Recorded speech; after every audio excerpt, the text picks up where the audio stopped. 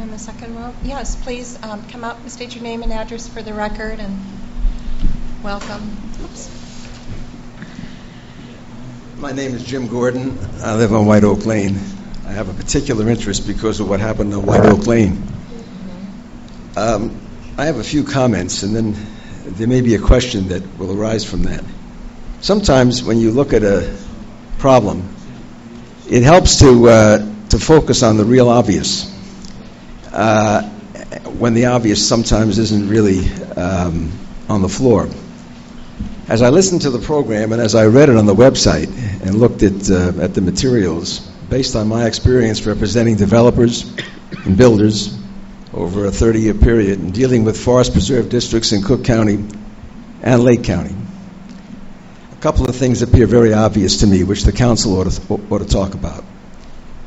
One, the project for handling detention in forest preserve areas, which to be effective would require a very deep hole, permanent hole in the ground that would sit there, a very large size in order to handle the 100-year flood or even the 50-year flood, would require a very large area to be dug out in two places in the forest preserve near us. I personally think we'll have a lot of trouble with that with the forest preserve district, a great deal of trouble and a lot of time. But the worst issue really arises along Hibbard Road, where you're next to the landfill. It was touched upon in the report and talked about very quickly, or that it might be an issue. And believe me, with the IEPA, it'll be an enormous issue. It will cost us a great deal of money to insulate the landfill from what we're going to dig. That should be addressed, that should be talked about. It's no small issue. One other very obvious point that struck me and strikes everyone who lives here. We live near a lake. We are a lakeside community. That lake is a tremendous resource for disposal of water. It's kind of obvious. In a world where everybody's worried about the lake's level falling, we come forth and we say we'd like to add to the water. The IEPA people that I've dealt with for over 20 years are mostly concerned with wastewater and sewage. Stormwater is never a tremendous problem, but the ultimate issue, really, as the engineers will tell you, is how clean can we make the water? What can we tell the IEPA that the facility which the Burke people are suggesting be built, or several facilities, how clean can that make the water? That's a technological question. It's also a cost question. But there are lots of technologies available. I happen to know about two of them, but I won't burden you with them, which would work very adequately if we did a stormwater system in this town that was insulated from sewers. That's a very big issue here for us, to make sure that we are building a system which will be fully insulated from sewers, from our waste products that we create in this village. And that's a question which I think should be put to the Burke people. To what extent can we virtually guarantee the IEPA, if we're going to go into the lake, that we're not going to be dumping our waste products and sewage in the lake, only stormwater? Another very obvious thing that comes to mind is the tremendous scale of this project for this little town. The costs are very large. The amount of construction is enormous. The scale of the work is large. The permitting process is lengthy. This is no small task. And we're working with a report here in front of all of us, which cost the village $50,000, which to me is not a very large sum when you're talking about 47 million, 37 million, 14.1 million, etc. As a citizen in this town who knows something about this, not a great deal, but something about it, I would hope the board would engage another engineering firm, and so we can get a second opinion, possibly even a third opinion. I looked at the estimates, and I looked at some of the things that were contained in this report, and I talked about them briefly with some people with more experience than I. And it is not possible for the Burke firm, and it's not fair to have asked the Burke firm to have given you definitive cost estimates to work with, and have given you a plan which was exhaustive and was the most creative plan, all in 90 days, for $50,000.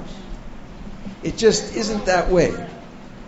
I would hope that the board would consider tonight inviting other engineering firms, and that we have some excellent ones in Northern Illinois, as well as Burke, who do this kind of work, to look at the project and also give you estimates and give you their best ideas. I think it's very important for this village. And if it costs us another $50,000, we can well afford it, even if it costs us $75,000 more. Finally, everybody knows about something known as soil borings. Everyone does it in the construction business. It's not very costly, and it can be done in the interim while we look at these reports and we talk about this. We don't know whether we have clay or rock. The quickest way to find out is to go to the route, engage someone. I'm sure the Burke firm knows quite a number of soil boring companies. There are quite a bit of them. And many of them, because of construction work being down, are probably underemployed right now in this entire region. Hire them and have them do some soil borings in the very near future. And let's find out quickly what we're looking at. Because if we're looking at rock, it's a different world. And it doesn't make much sense not to know that. And I urge the council to order it and pay for it, irrespective of who the engineering firm is. And I urge you to do it soon, because I think it's a very vital piece of information. The last comment I'd like to make has to do with financing, a point that Mr. Cates raised, which is very troubling to me and others in this town who do work in finance and are aware of what's happening. Right now we have, due to the Federal Reserve's twisting program, whatever that may be, we have the most incredibly low long-term rates on governments. A AAA credit, like the village of Winnetka, is priced directly off treasuries. We will get the cheapest financing in the next few months, maybe the next 6 months, that we will ever see. The impact on the citizens of this town as taxpayers or ratepayers, if we do it on a rate basis, based upon impermeable surfaces, or if we do it on a tax basis, the impact on our citizens is enormous. If we lose this opportunity and AAA municipal rates go up 0.5 point, or go up 0.75 points, while we go through this laborious process, I don't know the answer here. I don't have a suggestion as to how we could take advantage of current circumstances and still do our planning and come up with costs. But I do think this is something which requires some expert help, and that the board should turn to its specialists who ever have represented the board in municipal finance in the past, and the Board of Trustees ought to ask for help on what we can do to take advantage of current rates while we go through a very expensive, long permitting process and so on, trying to find out what this will cost us. In conclusion, this village not only has a lot of money, we're a very rich village, we also have tremendous resources in manpower. The board might consider putting together a committee, a citizens committee. We have a couple of engineers. I'm sitting next to one here tonight who is very successful in civil engineering in his past, and there are many others. There are finance people in this town, there are planners. It might not be a bad idea to call for volunteers, try to work this out with the citizenry generally, as well as our staff. We're looking for a lot of money from our citizens, and I think a lot of confidence would be created by this board calling for a blue ribbon committee from the village and calling upon our extraordinary resources who reside in Winnetka. Thank you, Jim. Okay.